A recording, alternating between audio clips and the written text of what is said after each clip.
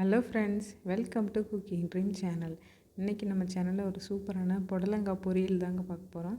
கண்டிப்பாக நீங்கள் ட்ரை பண்ணி பாருங்கள். பார்த்துட்டு உங்களோட ஃபீட்பேக்கை கமெண்ட்டில் சொல்லுங்கள். இப்போ வாங்க எப்படி செய்கிறதுன்னு பார்ப்போம். ஃபஸ்ட்டு ஒரு பாத்திரம் எடுத்துக்கோங்க. அதில் தேவையான அளவு எண்ணெய் ஊற்றிக்கோங்க. எந்த சமையல் எண்ணெய்னாலும் பரவாயில்ல.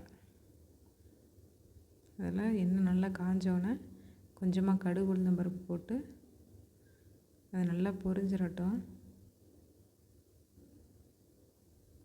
அதுக்கப்புறமேட்டு ஜீரகம் போட்டுக்கோங்க. ஜீரகம் நல்லா பொரிஞ்சோன்னே ஒரு பெரிய வெங்காயம் நீளமாக கட் பண்ணி வச்சுருக்கேன், அதையும் போட்டுக்கிடலாம். ஜீரகம் கொஞ்சம் விட்டுட்டோம்னா வச்சுக்கோங்களேன், கருகி போயிடும். அதனால் உடனே போட்டுருங்க. அதுக்கப்புறமேட்டு தேவையான அளவு கருவேப்பிலை போட்டு வெங்காயத்தை நல்லா வதக்கி விட்ருங்க. அடுப்பு வந்து இப்போதைக்கு சிம்மில் வச்சுருங்க. ஏன்னா வெங்காயம் உடனே கருகி பண்ணாலும் போயிடும். வெங்காயத்தை நல்லா வதக்கி விட்ருங்க.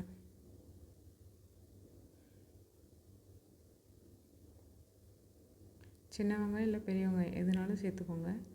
டேஸ்ட் வந்து நல்லா இருக்குங்க. பாருங்கள், வெங்காயம் இந்தளவுக்கு வதங்கிடுச்சு. இப்போ இதில் புடலங்காய் சேர்த்துக்கலாம். நான் வந்து லைட்டாக தோல் வந்து சிராவிடுன்னு சொல்லுவாங்கள்ல, ரொம்ப பீக்கங்க அளவுக்கு சீவாமல் மேலே மட்டும் தோல் அந்த வெள்ளை கலரில் இருக்கும்ல புடலங்காயில், அதை மட்டும் சீவிட்டு நல்லா அலசிட்டு இந்த மாதிரி நீளமாக கட் பண்ணி வச்சுருக்கேன். இது கொஞ்சம் ஒரு பெரிய சைஸ் புடலங்காய், அதனால் நிறையா இருக்கும். அதனால தான் உங்களுக்கு இந்தளவுக்கு தெரியுது. இப்போ இதெல்லாம் தேவையான அளவு உப்பு போட்டு நல்லா கலந்து விட்ருங்க. சின்ன சைஸ்னால் அதுக்கு தகுந்தாப்பில் உங்களோட அளவில் மாற்றிக்கோங்க. அந்த உள்ளே இருக்கிற விதை வந்து பிஞ்சாக இருந்துச்சு அப்படின்னா நீங்கள் விதையோடையே கூட போடலாம். இதுவே கொஞ்சம் முத்தலான புடலங்காய் அப்படின்னா இது கொஞ்சம் பெரிய காய், அதனால் வந்து விதை போட முடியாது, அதனால் போடலைங்க.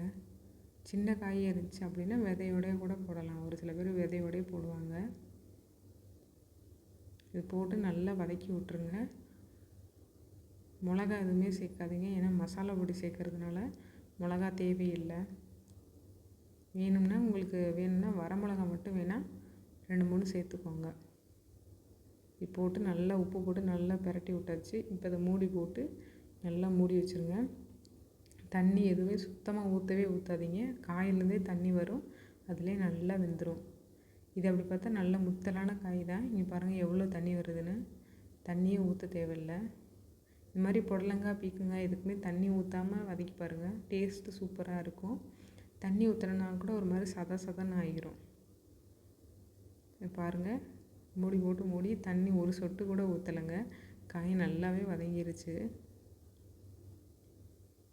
சுத்தமாகவே தண்ணியே ஊற்றலை.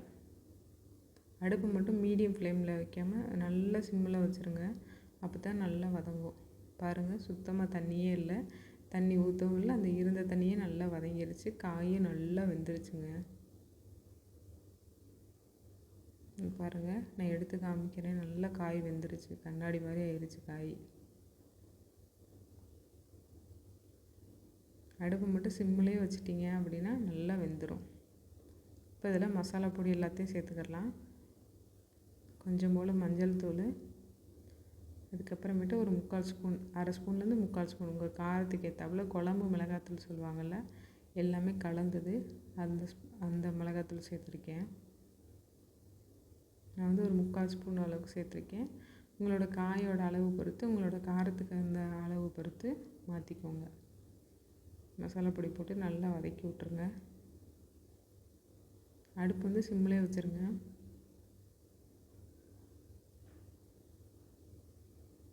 போட்டு நல்லா காய் மட்டும் வதக்கி விட்டோம்னா காயில் எல்லாமே இறங்கிடும், மசாலா எல்லாமே.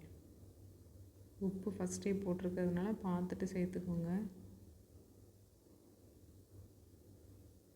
பாருங்கள், மசாலா எல்லாமே நல்லா வதக்கி விட்டாச்சு. இப்போ இது மூடி போட்டு மூடி ஒரு 2 நிமிஷம் மட்டும் வச்சுருந்தோம் அப்படின்னா மசாலா எல்லாமே நல்லா இறங்கிருச்சு. பாருங்கள், மசாலா எல்லாமே வதங்கி காய் நல்லா வதங்கி சுருண்டு வதங்கியிருக்கு. இப்போ இதில் நான் ஒரு கைப்பிடி அளவு தேங்காவை மிக்சியில் போட்டு அரைச்சி வச்சுருக்கேன். நீங்கள் துருவி போடுறதுனாலும் போடுங்க, அது உங்களோட விருப்பம்தான். நல்லா மிக்சியில் போட்டு நல்லா அந்த மாதிரி நல்லா நைஸாக அரைச்சி வச்சுருக்கேன், அதையும் சேர்த்துக்கலாங்க. கண்டிப்பாக நீங்கள் ட்ரை பண்ணி பாருங்கள். சூப்பராக இருக்குங்க. ட்ரை பண்ணி பார்த்துட்டு உங்களோட ஃபீட்பேக்கை சொல்லுங்கள். புடலங்காய் சாப்பிடாதவங்க கூட நல்லா சாப்பிடுவாங்க. சூப்பராக இருக்கும். எல்லா சாப்பாடுக்குமே நல்லாயிருக்கும். ரசத்துக்கெலாம் வச்சு சாப்பிட்டிங்கன்னா செம்மையாக இருக்கும். இதிலே பருப்பு போட்டுலாம் கூட்டு வைப்பாங்க. அதெல்லாம் இனிமேல் வர்ற வீடியோலலாம் போடுறேன். தேங்காய் போட்டுட்டு கண்டிப்பாக மூடி வைங்க. இல்லாட்டா அந்த ஸ்மெல் அப்படியே வரும். மூடி போட்டு சிம்மிலே வச்சு ஒரு 2-3 நிமிஷத்துக்கு அப்படியே விட்டுருங்க. மூடி போட்டு மூடியாச்சு. இப்போ பாருங்கள், தேங்காயோட அந்த பச்சை வாசனைலாம் போய் காயெல்லாம் நல்லா வதங்கிடுச்சு. டேஸ்ட்டும் சூப்பராக இருக்குங்க. பாருங்கள், காய் எல்லாமே நல்லா வதங்கிருச்சு. தேங்காயோட நல்லா மிக்ஸ் ஆகிருச்சு. குழந்தைங்கள்லாம் கூட நல்லா விரும்பி சாப்பிடுவாங்க. நீங்கள் காரம் மட்டும் கம்மியாக பண்ணி வச்சிங்கன்னா குழந்தைங்களுக்கு பிடிக்கும். கண்டிப்பாக நீங்கள் ட்ரை பண்ணி பாருங்கள். பார்த்துட்டு உங்களோட ஃபீட்பேக்கை கமெண்ட்டில் சொல்லுங்கள். தேங்க்ஸ் ஃபார் வாட்சிங். நம்மளோட சேனலை சப்ஸ்கிரைப் பண்ணி வச்சுக்கோங்க. சப்போர்ட்டும் பண்ணுங்கள். தேங்க்ஸ் ஃபார் வாட்சிங். பாய்.